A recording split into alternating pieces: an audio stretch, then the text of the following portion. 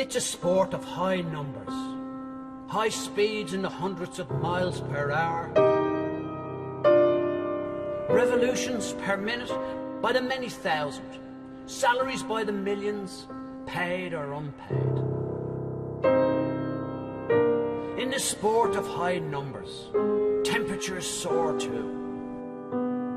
And on the scorched land at day's end, the tropical storm falls. Mercury rising, and in its red zone, rubber melts. In the furnace, tempers flare, even among teammates.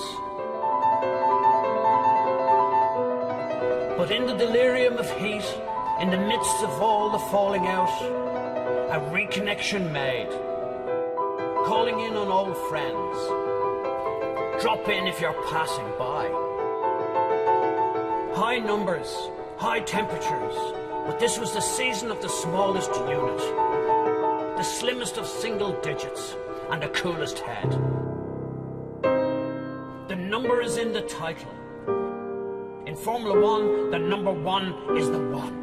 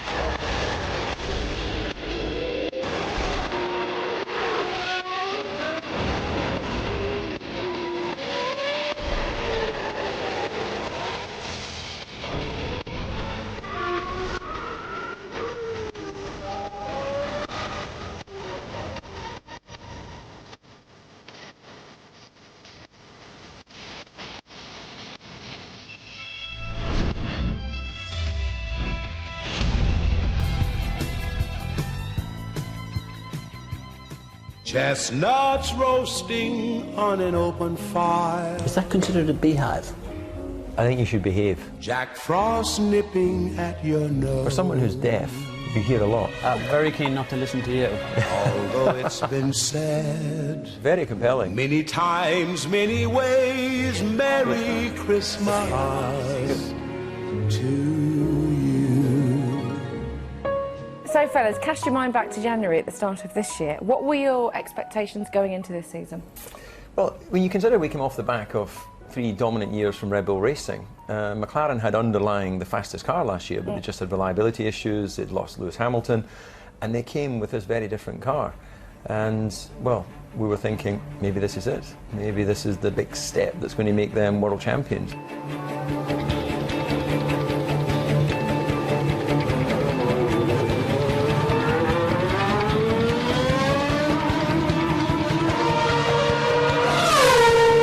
There's a nice feeling with the car. Towards the end of the day, we did our quickest lap, and we did it on a tyre that wouldn't normally work in cold temperatures. His lap was incredible. I mean, doing on the hard tyres for the first day on the dirty track and everything, it was a quick lap time.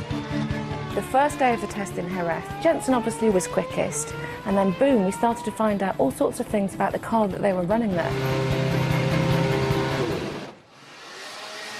Well, basically, it was upside down, certain bits of the rear suspension, so yeah, it was different, but obviously you could not race like that. The problem was we didn't really get a good understanding for how quick the car was because we kept having issues with the car. So we didn't really find out until we got to the third test and saw the pace of like the Mercedes and the Red Bull, and it was like, wow, we're 2 seconds off the pace.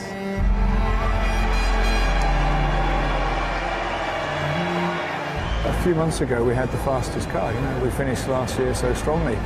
So there's a lot of opinion, should we go back to last year's car? We didn't. Whether that was the right or wrong decision, I don't know now. We thought, okay, we will do a big update. We were expecting something like 1.5 to 2 seconds update. And when we put all the package together, we found half a tenth. So from that point onwards, we realized how difficult it was going to be. So the first race really showed the true colours of McLaren, didn't it? Because we saw Button qualifying 10th, Perez 15th, and they got the likes of, well, even Force India were ahead of them. When you focus on electronics, marketing, road cars, catering companies, you know, if you're a management structure and you're having to try and give 100% to any of those businesses, you can. Of course you can. You have to delegate to others. And I just wonder whether the McLaren machine, in its quest for share price, has become too big and not focused enough. The road car project is a big distraction. And you either have to just ask yourself, do I want to be a world championship winning constructor race team, or do I want to build the best road cars in the world? That's the simple question. Who was out-qualified Alonso for the third consecutive time. No one really has a clue what's going to happen in terms of tyre wear. Sebastian Vettel, the three. See what we can do. Many answers to be found. Well, it's a normal race weekend, so we do the normal things. Lewis Hamilton, great debut so far for Mercedes. 2013 season, around the 3.3 mile, 5.3 kilometre Albert Park circuit. We are ready to go racing in 2013. Lights out, away we go. And into the lead is Vettel. And Kimi Räikkönen going around the outside of Hamilton. They almost touch.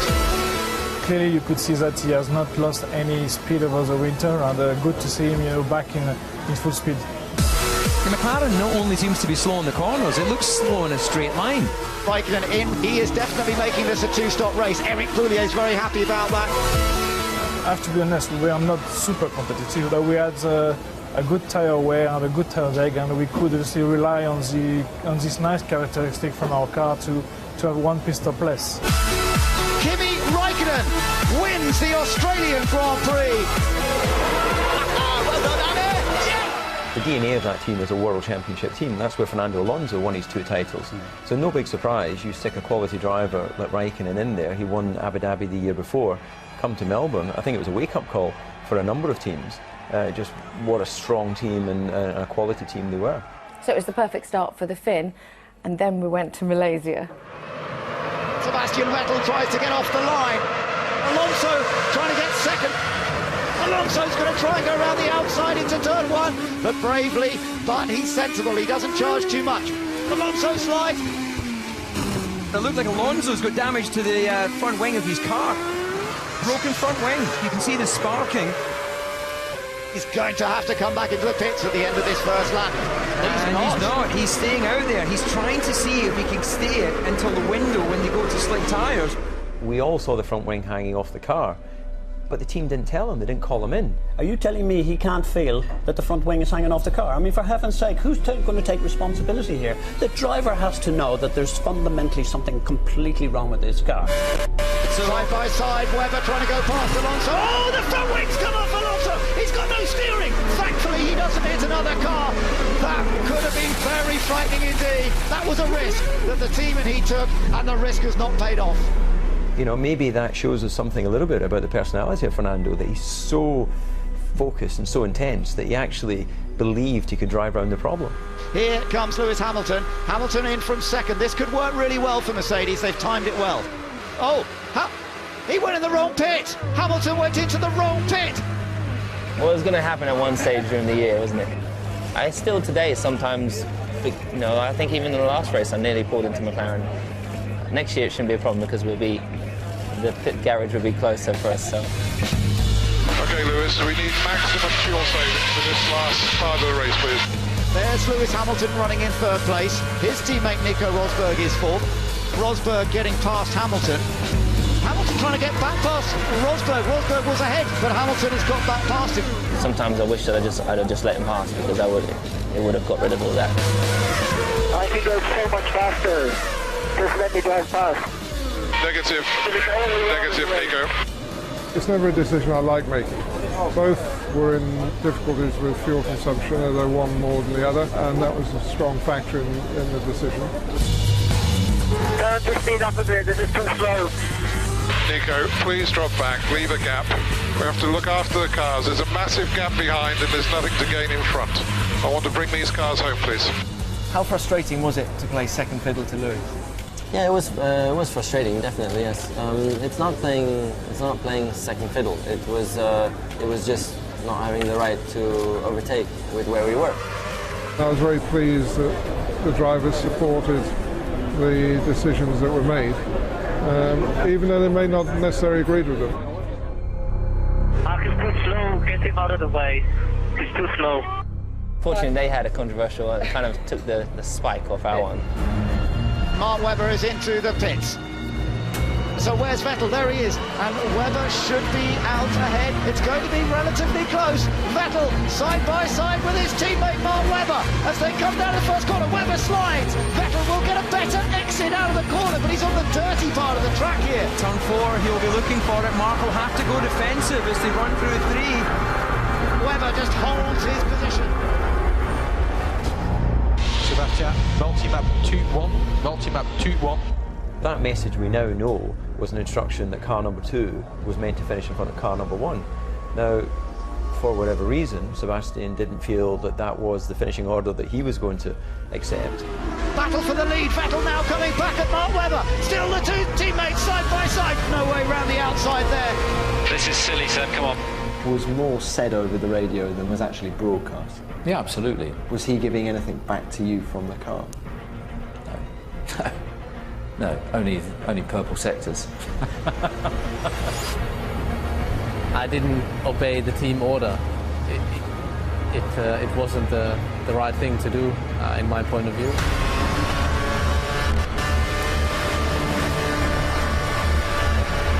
Oh, side by side, the two Red Bulls. Vettel's on the inside, and he's gone past. Webber's on the outside. They touch. Vettel has forced it out. Webber's back down the inside. Wow, what racing this is! Careful, Sebastian, careful. It actually produced some spectacular racing, some spectacular wheel-to-wheel racing. It was just extremely uncomfortable to witness. Still side by side, look at this. I don't think he can go round the outside. Yes, he can! He's gone round him! Sebastian Vettel takes the lead. Okay, Mark, he was told. Good job, Sebastian, good job. Looked like you wanted it bad enough. Still, there'll be some explaining to do. Okay, thank you, Nico. Excellent drive, well done. Remember this one. I just feel that I was a massive team player that day, you know? And if I would have been a bit, you know, thought a bit more about myself, then it could have gone another way, you know? 2021, sir.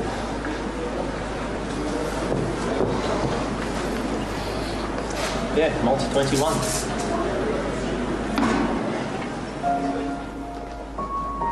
After this last stop, obviously the team told me that the race was over, and we turned the engines down, and we go to the end. In the end, Seb made his own decisions today, and we'll have protection as usual, and that's the way it goes. Sebastian, when Mark was leading, the team had asked you to hold position in second, is that right? That's correct, but I didn't mean to ignore the call. Otherwise, you know, why would I take so much risk to pass him? So why did you? Because I messed up. I mean, I would love to come up with a very nice excuse or a very nice story right now, but I can't. Are you happy you've won? No, I'm not. I did a mistake. If I could undo it, I would, but I can't. It's a very serious breach, in my opinion, of a team order. And for me, it was a sackable offence. I find it was just appalling. And I'm still coming. Number one driver. You can't sack the guy who's won 3 world championships. Look, the facts are You're talking that crazy you have now. to realise who's running the team. Is it the team running the team, or is Sebastian Vettel? Are you confident that you will be allowed to challenge to win a world championship whilst you stay at Red Bull? Yeah, this was something was in my mind in the last part of the Grand Prix, and it's a completely fair question, Lee, that you asked it. Let's see how 3 weeks to the next race, thankfully, and we'll see what happens. Were you genuinely surprised with the way he dealt with Malaysia, what he did in Malaysia? No. I think his initial reaction was probably not far from the money. But 2 weeks later, yes. Had I understood the message, I would have thought about it and probably had done the same thing, because Mark doesn't deserve that.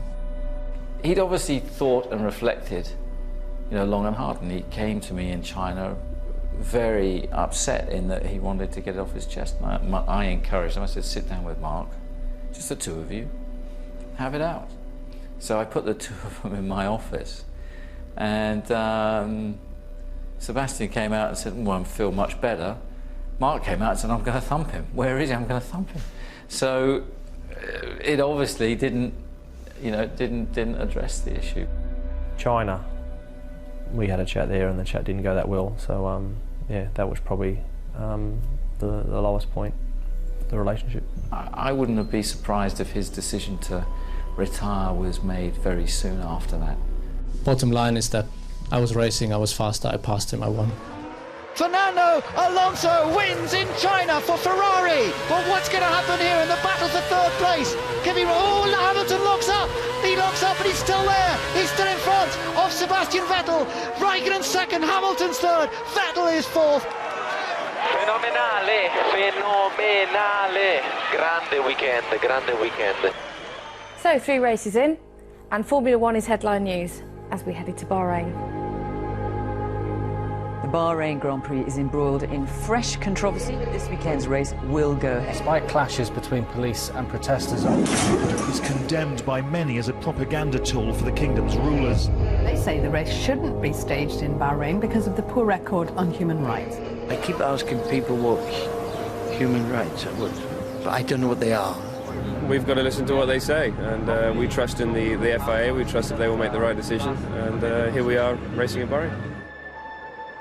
Checo had arrived, been a little bit in awe of being in a big team.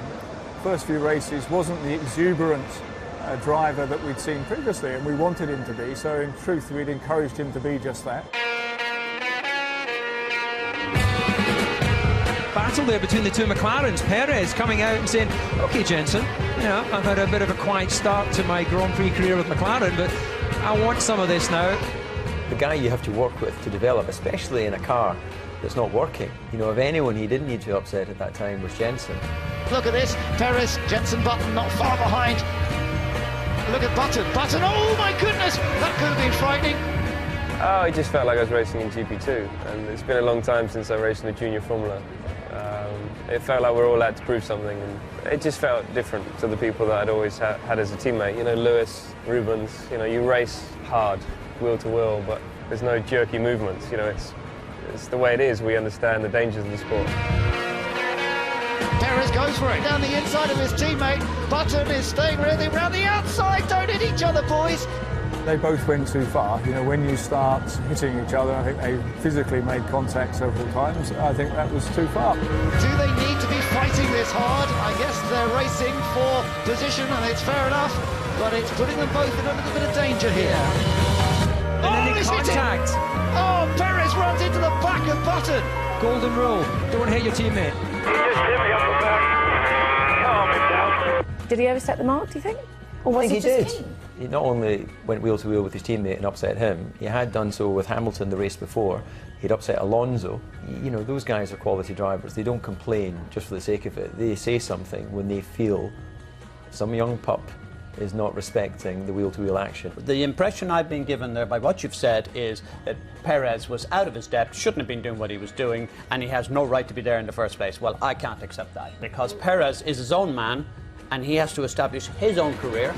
Here comes Perez again. Moving across him, you're the trail wall bagging. Guys, come on, do this. Oh, can they get round safely? Perez and Button, but Perez on the outside. Drives him off the circuit. I fight them as hard as they fight to me. So you don't worry about banging wheels with your teammate? I think it was a bit too much, definitely. The racer in me, like the team principal in me, had to say to both of them that was a step too far, because how we didn't have one or even both the cars out during that particular race, it was just remarkable luck. Sebastian Vettel wins in Bahrain, the first repeat winner of 2013. Yes!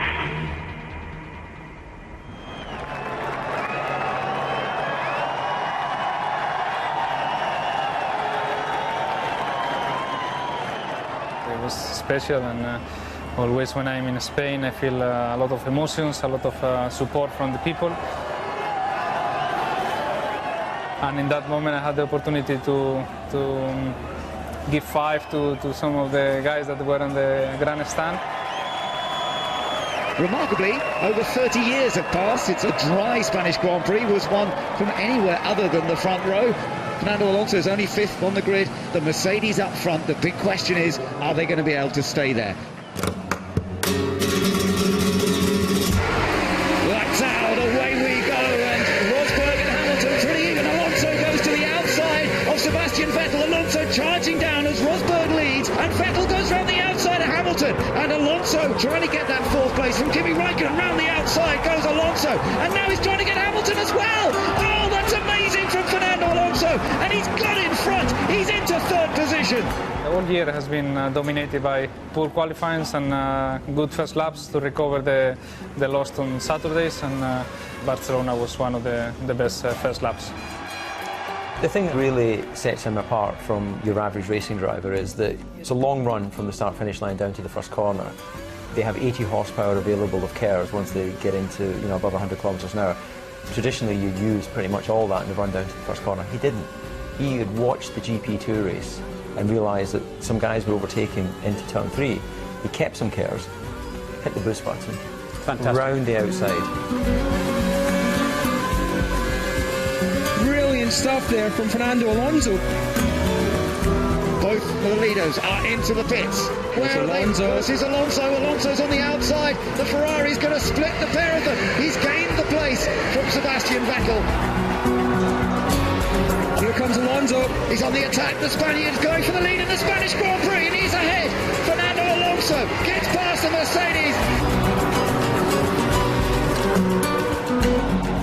Fernando Alonso wins the Spanish Grand Prix, his home event. Grazie, grazie. Incredibile. I remember the lap after the race, after the checkered flag, when I took the flag, and it was a special weekend, and obviously probably the highest point of this year for me.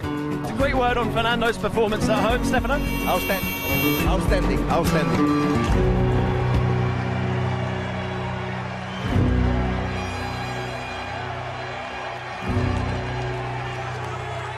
At that stage of the season, of course, we were talking a lot about the tyres. I mean, if you look at what happened in qualifying, Mercedes front row locked out, and then they finished 6th and 12th.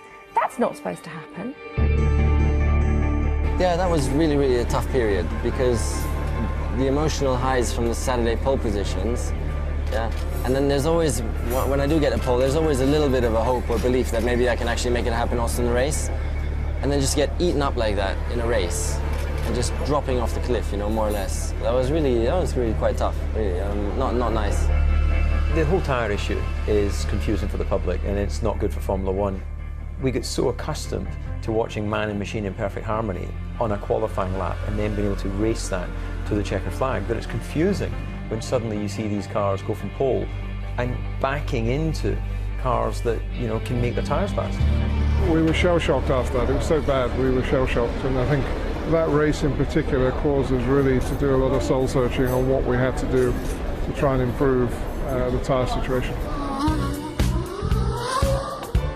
The most famous venue on the F1 calendar, Monaco, can tell many stories of success and heartbreak. Lewis Hamilton, he goes fastest in the Mercedes. Is that going to be enough? Rosberg's gone even faster. It is pole position once again for Nico Rosberg. His hat.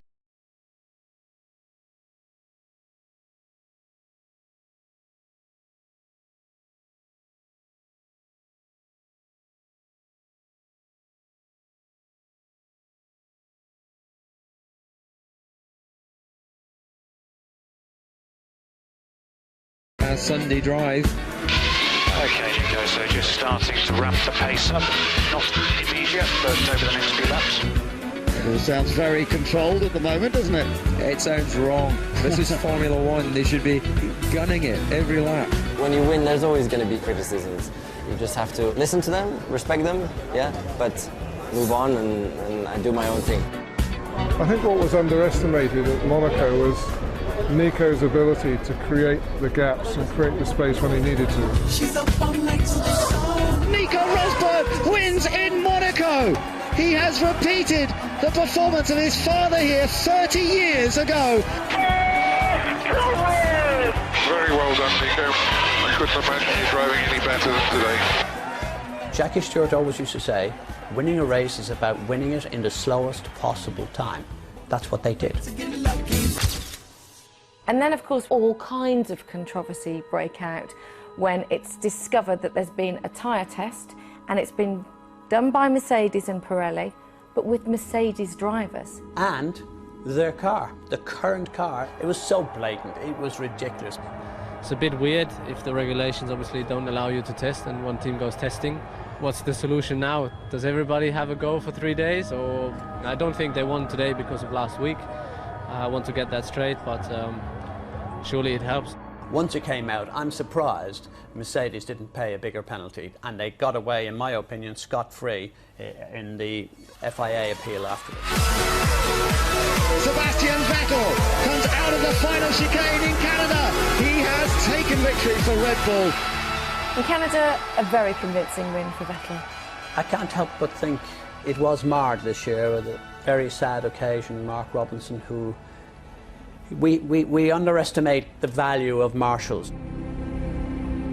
He sadly lost his life when he was run over by a truck at the circuit, and my thoughts obviously were with him at that time.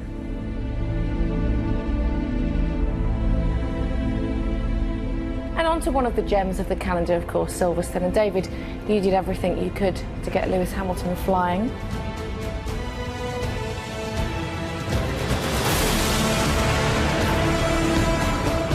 We have liftoff. Just had a bit of a moment there.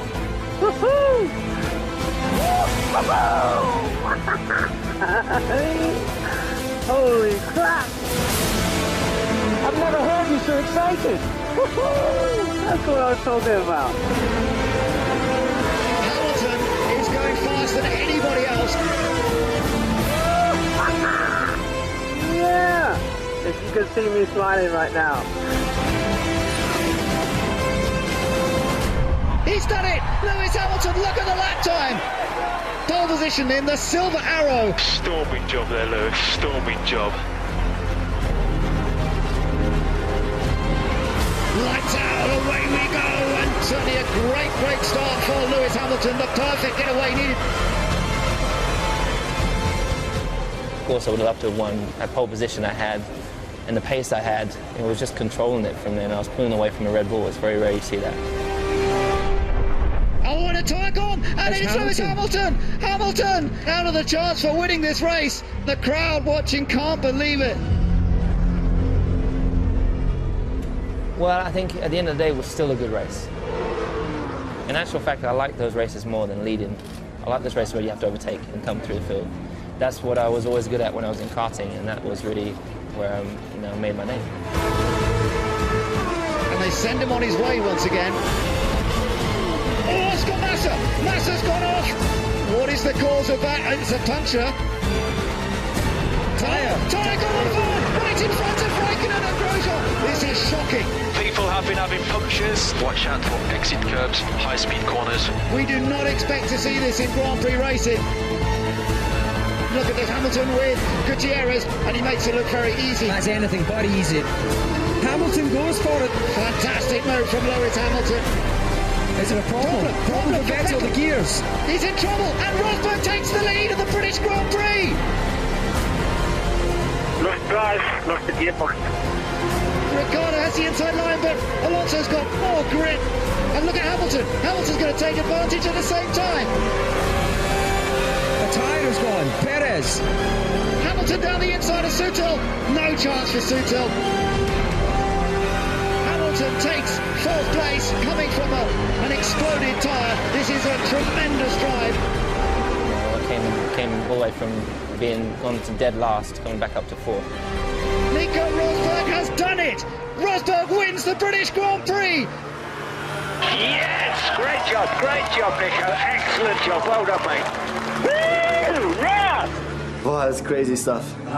That's crazy stuff. I knew exactly all of the problems that were going on, and I was doing a lot of things to avoid curbs and drive slowly in certain corners where the most problems were happening. So I was really trying to adapt and make the most of it, and it worked out. The things that I had to say about the tyres, I had to keep in. There's not happy. You know, it's just unacceptable. It's only until someone gets hurt that someone's going to do something about it. If a tyre explosion or a tyre delamination damages your race, it's annoying. But the bigger thing is safety, and if someone gets hit in the head by a tyre, that could be game over. So Pirelli had to make changes in under a week. They had to provide new tyres, and they did it. You know, Formula One has a habit of being able to react super quick, and that's exactly what they did. It's something we talked about since the first race, that we felt the tyres were too marginal, and I think it was only when they went back to the previous year's compounds that, you know, things started to become a bit more sensible. Still marginal, but more sensible. Kimi Räikkönen is moving up through the field here. Vettel's in, so it's the race leader who is in, and interestingly, Räikkönen has stayed out. We didn't have the quickest car that day. The Lotus was incredibly quick. Kimi was incredibly quick. Yeah, a brilliant piece of race driving if he's able to do the 35 laps on those tyres. Oh, and Kimi's come in. Kimi's come in. He's not going to make it to the end. Why they did that last pit stop in the end, I still to this day don't really know, because I think he would have got to the end. Räikkönen on the soft tyre. Look, he's in the shot. He's not that far behind them. There is a real chance here for Kimi Räikkönen. Very fast now on these tyres. And Kimi Räikkönen goes past his teammate. Sebastian Vettel has driven a brilliant race here. Kimi Räikkönen, can he do anything?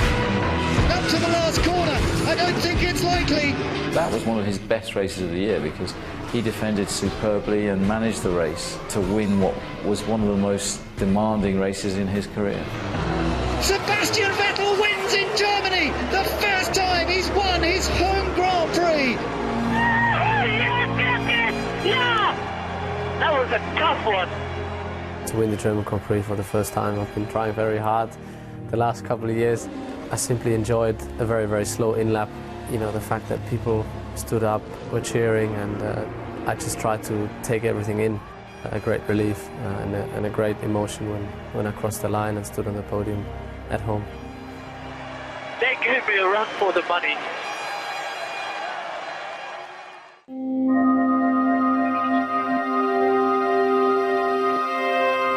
I feel like this is my home now. This is my team, mine and Nico's team. But obviously when I came, it was his team. But I really feel over the year they've embraced me. Was it difficult seeing your teammate winning races? I wouldn't say it was easy. Naturally, you want to be ahead the whole time. And you have to look at things. He had been here for 3 years. He didn't have to change anything at the beginning of the year. When I was at McLaren and they brought Jensen in, to make Jensen feel comfortable, they shuffled around my engineers. They took my championship winning engineers away and gave Jensen one of them and gave me new people, which I didn't like. And here we didn't have that. You know, Nico kept his engineers, and I was working with Michael's engineers, so they were learning about me the whole way. And so for us to do as well as we have done in our first year, I think it's been great. Lights out, away we go, and Lewis Hamilton gets away brilliantly. Hamilton is flying here. Where does this bring him out? It brings him out with Jensen Button, interestingly. Here's Hamilton coming now, the pass on Button.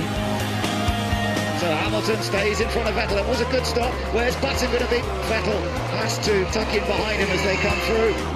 Vettel seeing a whole lot of McLaren up close. It's not a pretty sight for him this afternoon. No, he wants to get past Jensen Button as quickly as possible.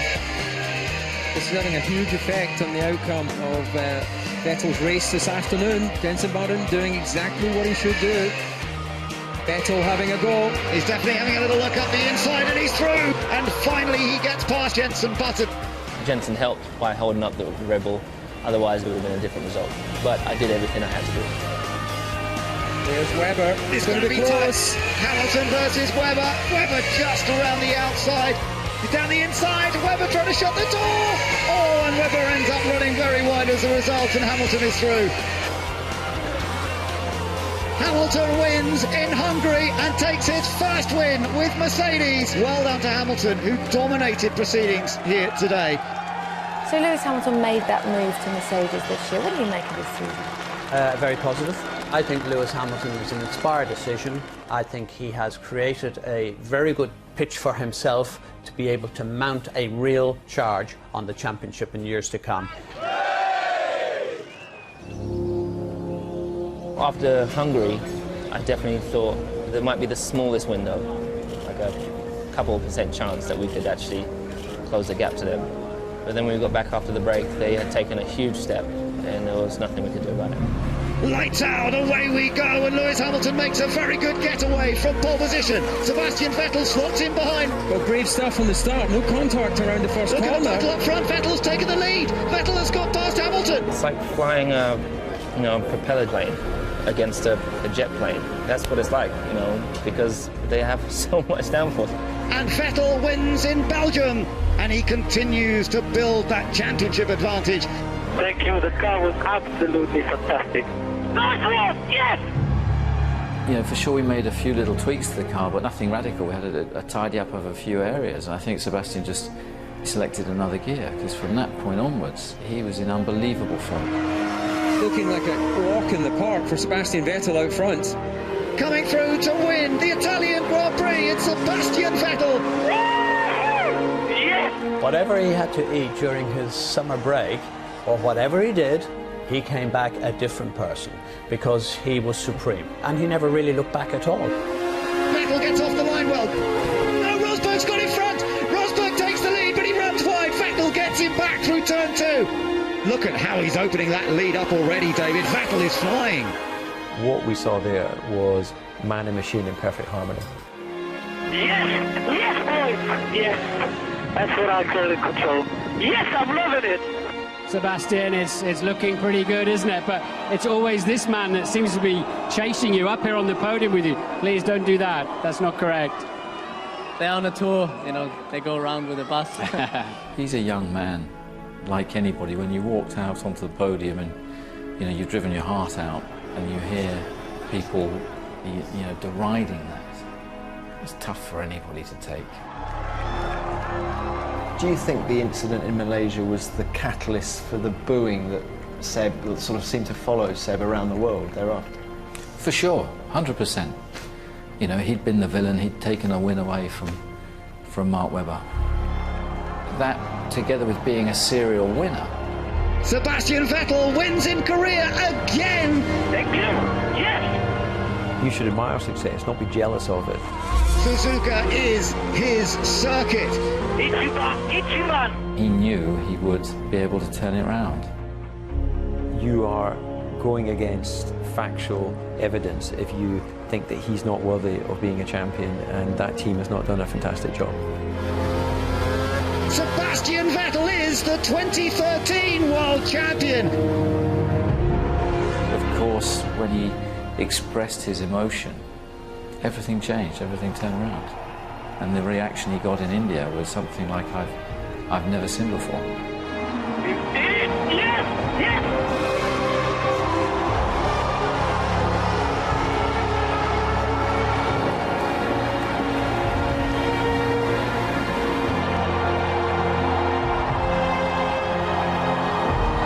Here in India, he is surely a superhero. You've done it in style. Fantastic, you're a 4-time world champion. You joined the greats. Well done. The boy wonder of 2010 has become the man for 4 seasons. Unbelievable what he has achieved, and he has joined such an incredibly select group. This is the incomparable Fangio, one of the greatest drivers the world has ever known. Alain Prost, a 4 brilliant championships for the Frenchman. I grew up hearing about Fangio, and I thought no one will ever do that. But Michael Schumacher's done it today. This is history. For all the kids, for all of us, we looked up to him. He was our hero. Now you're in a position where kids will be looking up to you. Yeah, that's weird. That's weird because, I'm still a kid somehow, and at least I feel like it. I believe that he is in the realm of greatness. He's right up there with all of the greats of this world of Formula One.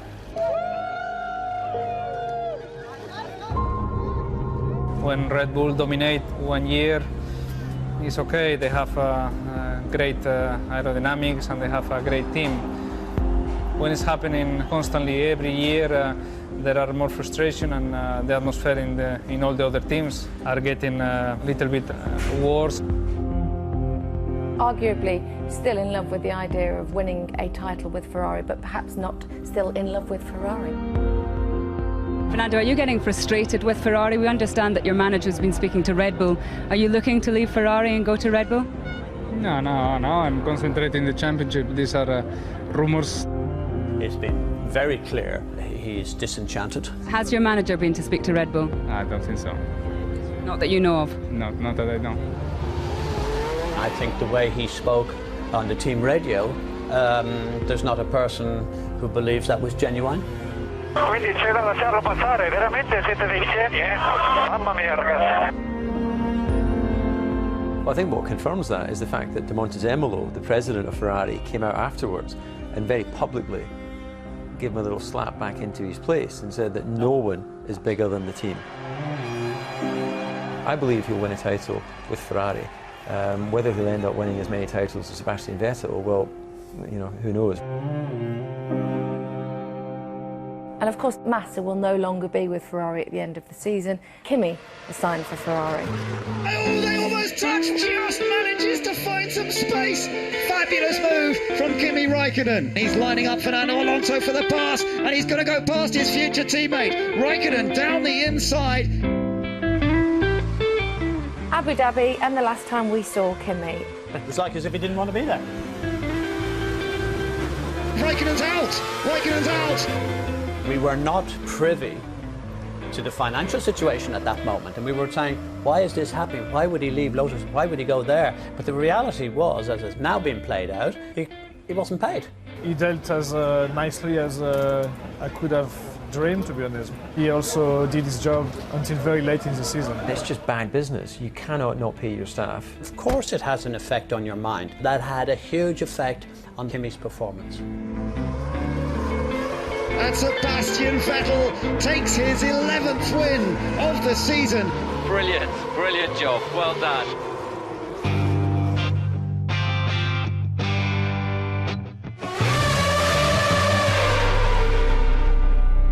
So we hop across the pond to Austin, Texas, and everyone gets a bit of a surprise.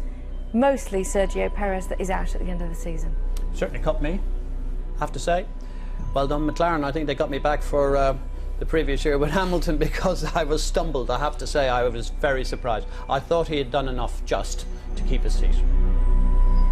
No, I think he's done a good job, but you've got to look forward. I think, you know, in simple terms, last year Jenson was out-qualified by his teammate by, on average, 0.3 of a second, out-race on an average of 0.17 of a second. And so Jenson is a fantastic member of this team, but if you're aspiring to be a champion in the future, then you've got to go out and beat Jenson.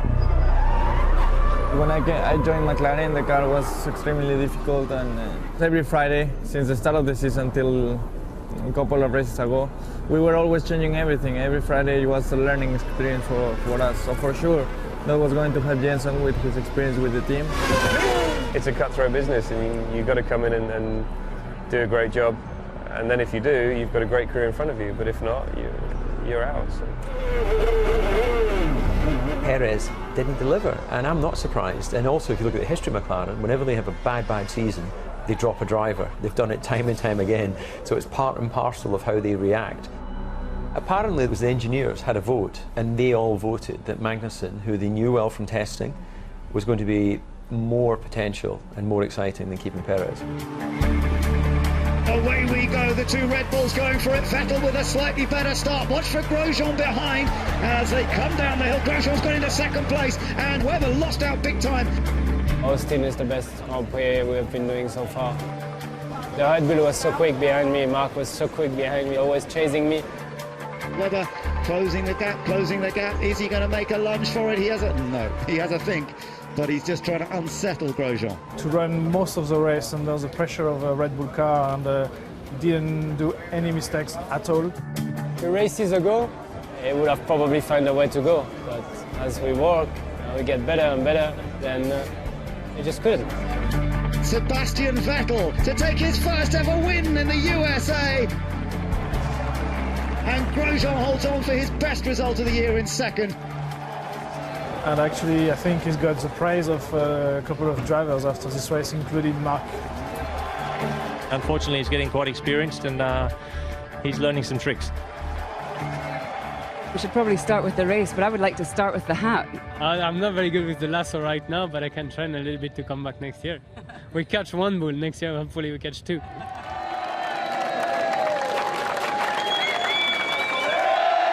It's been a whole 180, because if you go back to Monaco, he crashed that car 4 times over the weekend, and I think it's fair to say you both thought he was out.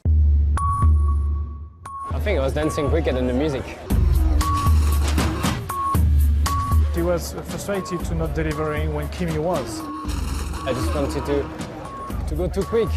If I was going back there today, it would be fairly different. No one has ever doubted he's got outright speed. He's won pretty much every championship he's raced in apart from Formula 1. But what he didn't have previously, and I think it's absolutely fair criticism, is consistency. But as he's matured, he's starting to deliver that. The second half of the season for Paul di Resta wasn't good, was it? I mean, he got most of his points up until Silverstone, and in Korea was the 5th time in a row that he hadn't finished the race. Oh, and off has gone Paul di Resta. Oh no! And this is another retirement for Paul di Resta.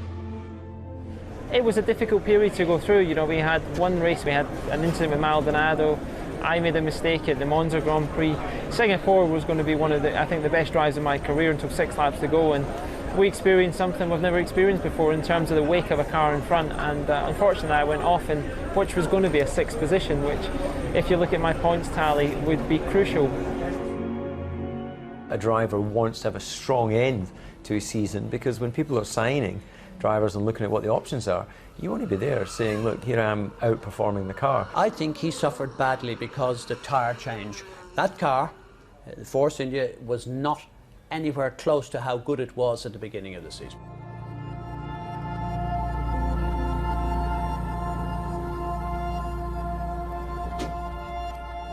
Leaving Brazil, there's going to be some emotions, clearly. You know, I've put a lot into this, a long time in Formula 1 and a long time to get there. Last day at the office in Formula 1. Got to try and treat it like another race. I think definitely different emotions this morning. I think it starts to hit a little bit that, yeah, it's the last time you'll be doing this as an F1 driver, but that's fine, that's good. And what I want, it's basically it's not a sad moment, it's a proud moment. It's just emotions that you have to accept, that you've got to be able to let go. Mark, good luck. Thank you.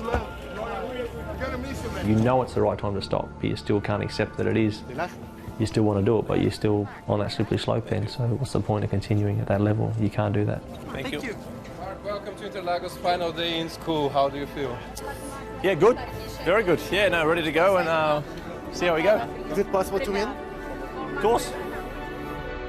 For sure we're going to miss him. He's been a massive part of this team for 7 years.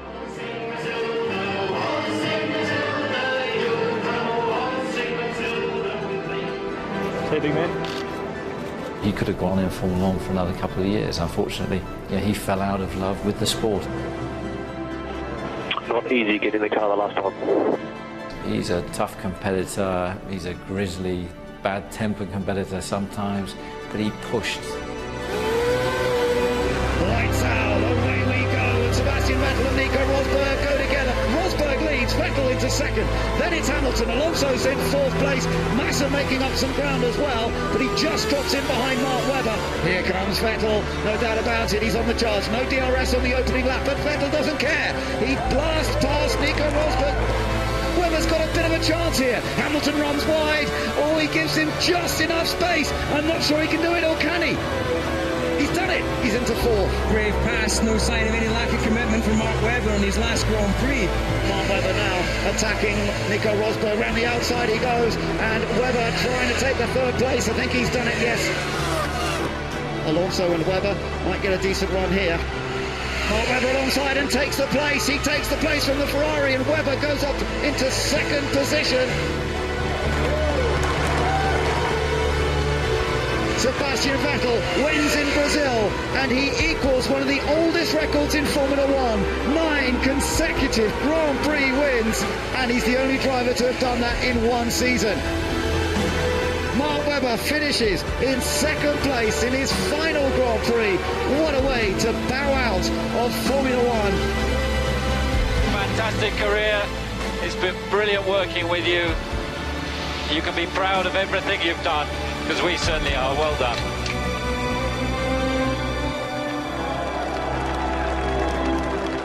Obviously, Seb and I have had our challenges over time, but you know, it's easier to probably have a bit easier relationship with Fernando because he's on the same team. It's good to race you the last time.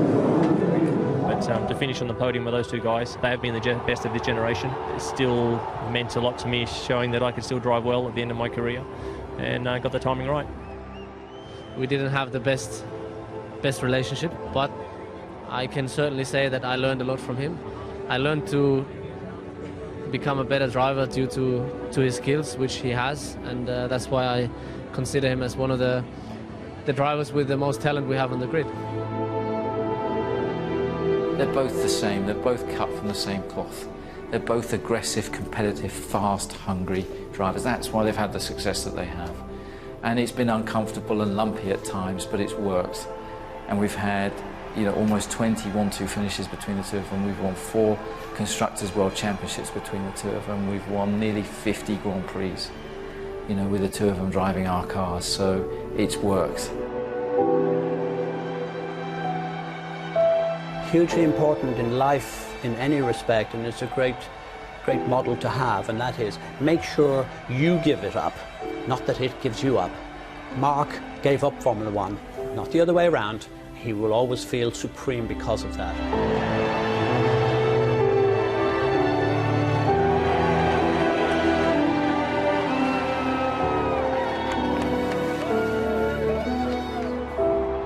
I think that Mark's had a great Formula 1 career. He just was unlucky to come up against a phenomenon, you know, the guy that might rewrite the history books. Best driver raced against in F1, it's probably between Seb and Fernando. Fernando, over 2 hours is a handful. You know, he is a handful, there's no question about that. Over one lap, I think that he's not with Seb. But on Sundays, you know, between those two, I think it's very, very tight. I don't know, time will tell us, I think. When he will have a car like the others, if he wins, he will have a great recognition, and he will be one of the legends in Formula 1. When one day he has a car like the others and he's 4th, 5th, 7th, these 4 titles will be bad news for him, because people will take these 4 titles even in a worse manner than what they are doing now. So there are interesting times for Sebastian coming. For sure there will be always some people thinking that you have to do this and you have to do that.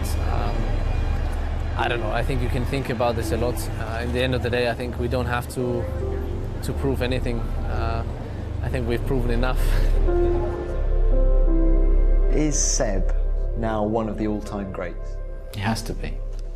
He has to be. At 26 years of age, he's won 4 world championships. There's only, what is there, 3 other drivers in the history of the sport in over 60 years that have achieved that. He's gone up against some fantastic drivers in Fernando, in Lewis, in Kimi, and Mark Webber, and Jenson Button. You know, it's a quality grid that he's up against. And he's delivered. And he delivers time and time again. And it's easy to say, yeah, he's got the best car. But we run 2 cars. You know, and one car won 13 races.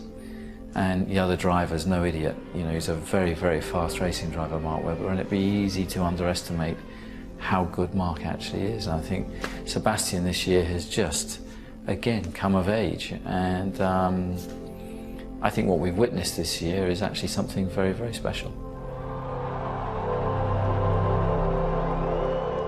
I think it was incredible. And you know how hard it is to win a Grand Prix, to win 9 consecutively.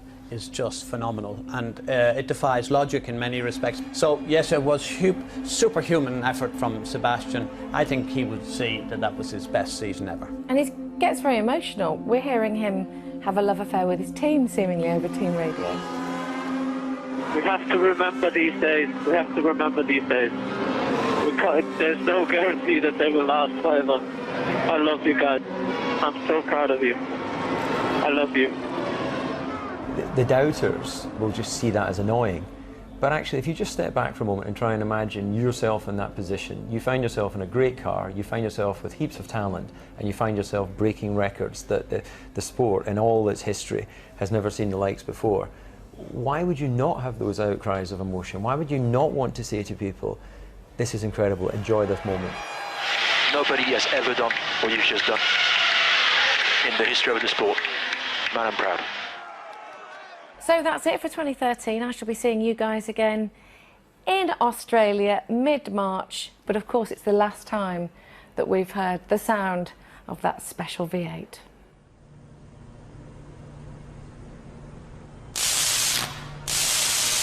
Built with incredible precision, it has 8 cylinders, the ultimate in speed, in engineering.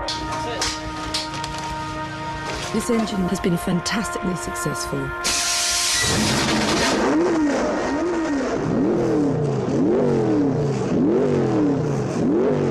The engine is very much the heart of the racing car.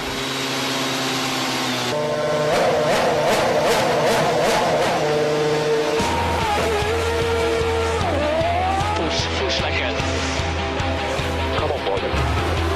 Okay, Max, let's go get food. What the hell happened on that start? We want to fight, we want to fight. Yes, we do, yes, fight. People have been having punctures. Watch out for exit curves. Phenomenale, phenomenale. Thank you, fantastic record. Wow.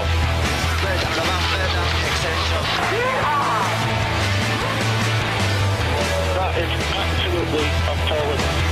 Ken killed them, man. Ken killed them. What an idiot.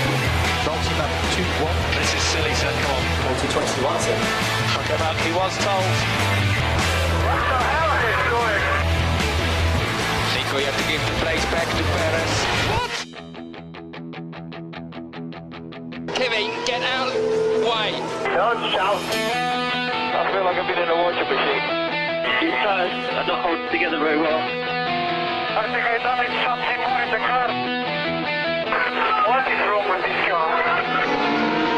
I'm all bad, mate. I'm all far. Nico, please drop back, leave a gap. Remember this one.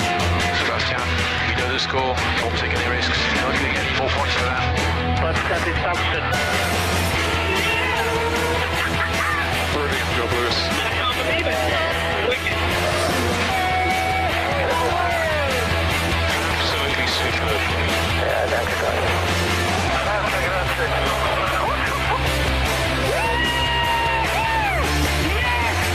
You've done it in style. You're a 4-time world champion. I love you guys. I love you.